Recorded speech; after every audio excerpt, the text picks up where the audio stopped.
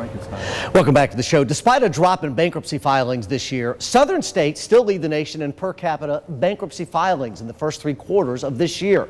Nationwide, 3 filings per 1,000 residents from January to September. The top states for bankruptcies, unfortunately, Tennessee #1, Alabama, Georgia, Indiana, and Utah. Welcome our good friend and bankruptcy attorney, Aaron Epstein. Aaron, great to have you here. So what happens? Why the South? Why do we always have to lead the country with stuff like this? Great question. It's been that way for so long. I don't remember being in second place. We're kind of like the Alabama football team. So I don't understand. Why is it Tennessee? There are certain empirical studies that say because we don't require car insurance to drive, to get your license, to get your car registered like Georgia does, for some reason that can cause more bankruptcies. It's really hard to say.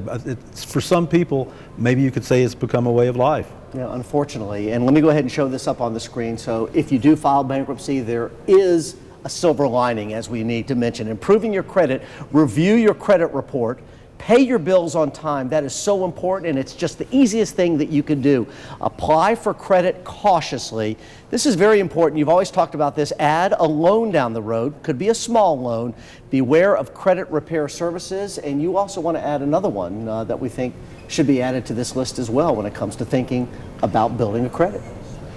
Well, there's a lot of good ways to do it, but the best way is if you can get rid of the debt you can't afford. For example, if you think about it, and I've downloaded every book on credit repair that Amazon would let me download, all of them pretty much say the same thing. Your credit score is a function of your ability to pay what's important. Your house, your car, your furniture. If you've got overwhelming medical bills, credit cards, loans, if you can get rid of what you can't afford to pay, you can better afford to pay what's important. Which brings you up to this point. We got the holidays coming up. Do not start now learning how to budget yourself. This is a great time. The bills are going to come due middle of January. Right.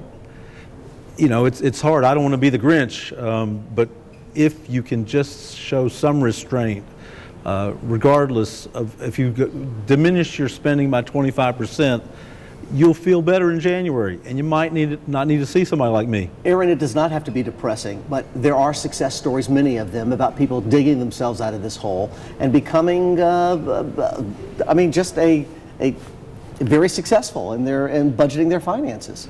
It is a start. It's a fresh start for a reason, and it gives you a chance, because if you are at the point where you just don't know what to do, you probably need to talk to somebody like me.